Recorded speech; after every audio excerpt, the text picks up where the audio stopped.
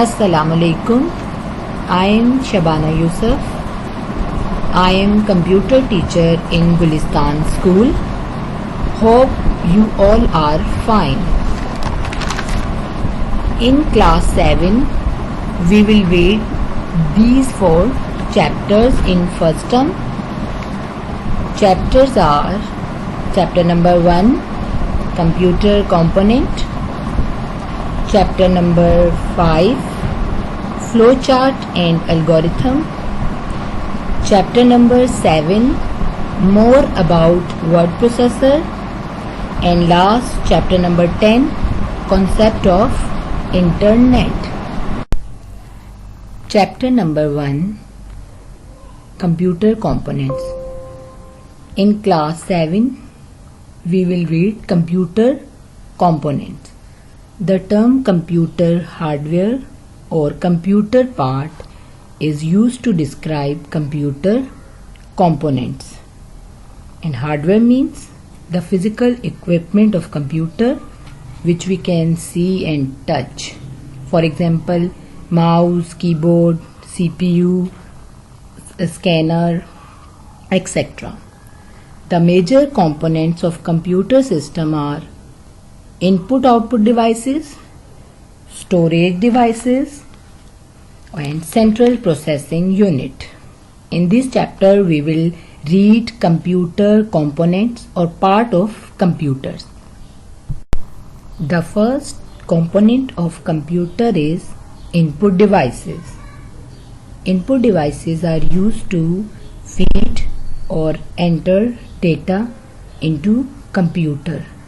For example, the devices which are used to feed data into computer are mouse, keyboard, scanner. They all are input devices because they are used to feed data into computer. Second component is central processing unit or CPU. And third component we will read in this chapter is storage devices.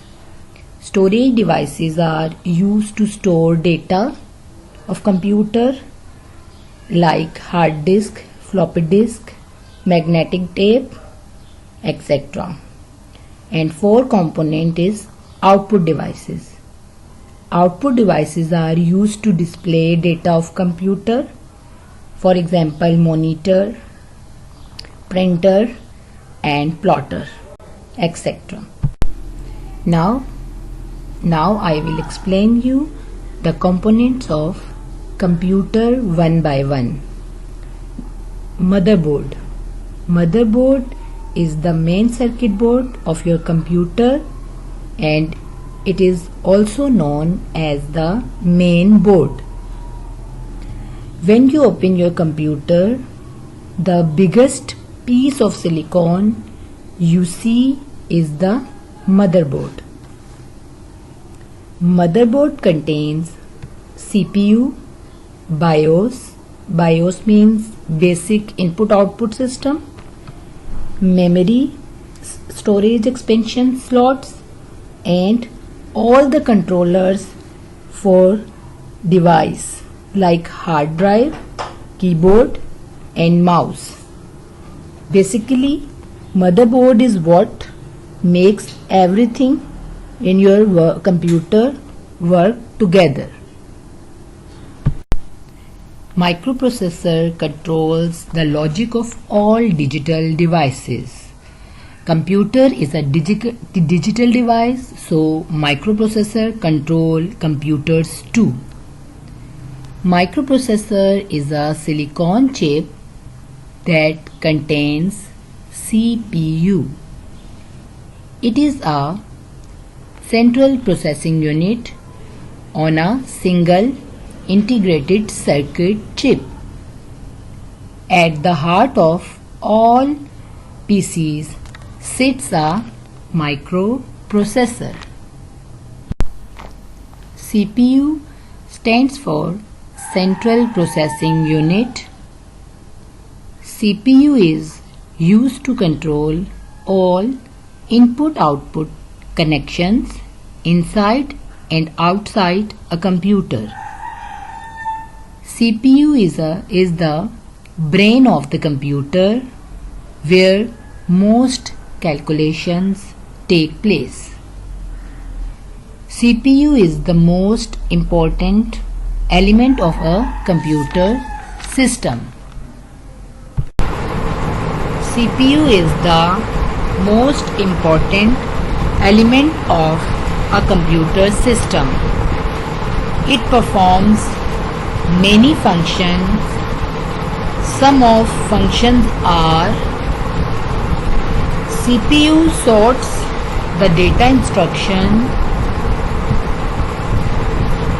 It controls the sequence of operations. It gives command to all part of the computer system.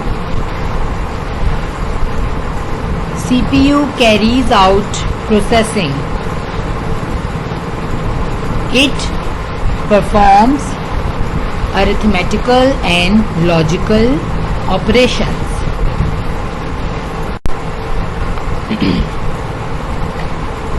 The CPU is divided into three parts. Number 1, control unit. Number 2, arithmetic logic unit, ALU. And number 3, memory unit, MU. Now I will explain you these three units one by one. The first unit of CPU is control unit. Control unit acts like a supervisor. It monitors all operations and ensures that all are performed orderly. It directs the flow of data between CPU and other devices. It controls the input-output unit, arithmetic and logic unit, ALU, and transmitting data to and from main memory. Next unit is ALU.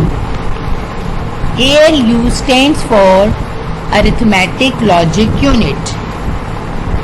The ALU perform arithmetical calculations. Arithmetical calculations mean addition, subtraction, multiplication, and ALU also perform logical operations. Logical operations mean the operation in which we compare two numbers. For example, 10 is less than 5, or 7 is greater than 8, etc.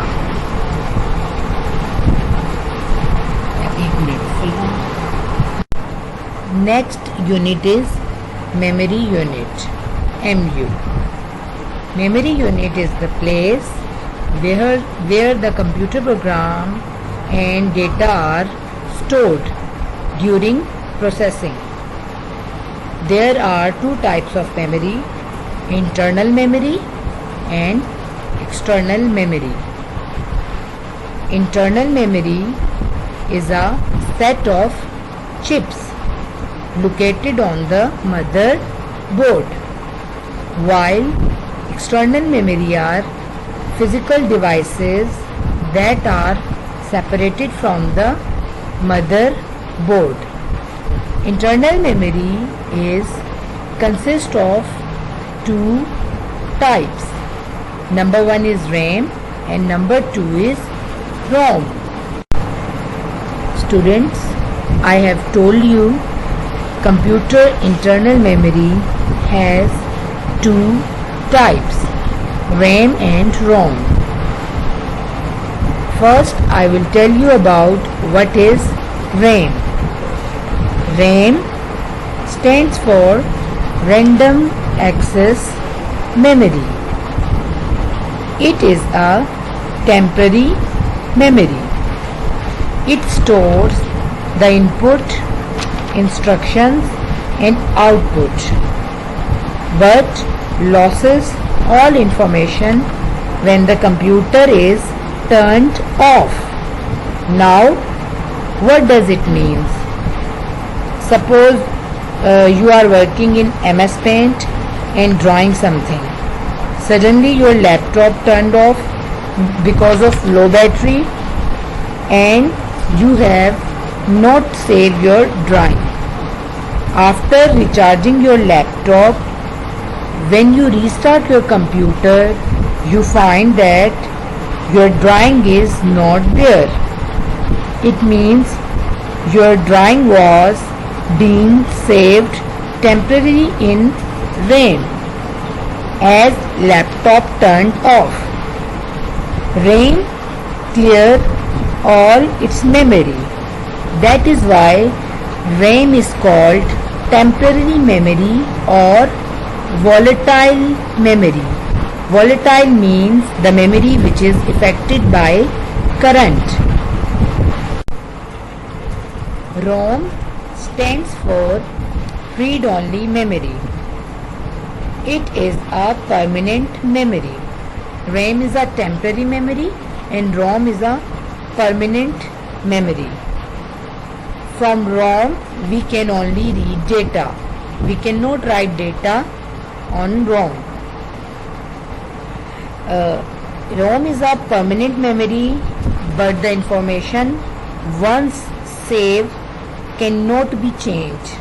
For example, can we change the process of shutting down the computer? No, because these instructions are saved in ROM, and all instructions that are required to booting up a computer are also stored in ROM. We cannot change the data of ROM memory.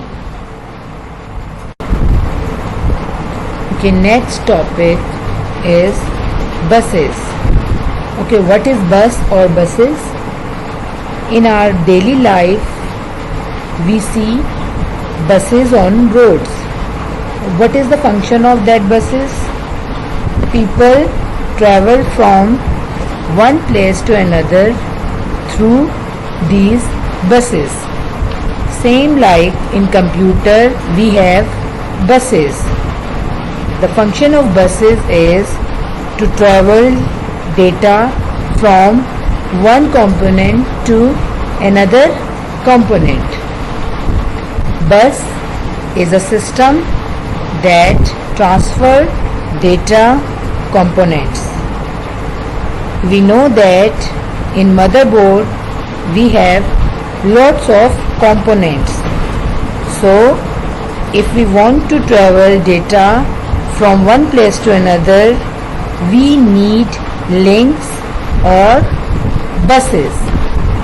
In computer we have three kind of buses: control bus, address bus, and last data bus. We have discussed internal memory. Now I will tell you about external memory. In internal memory, I have told you students that internal memory is a set of chips located on the motherboard. But external memory are physical devices that are separated from the motherboard. When we want to store large amount of data or huge amount of data, we use external memory. External memory is a permanent memory. It consists of floppy disk, hard disk, magnetic tape, USB and CD-ROM. Okay, the next component is ports. A port is basically a socket which is used to connect the external devices to the computer.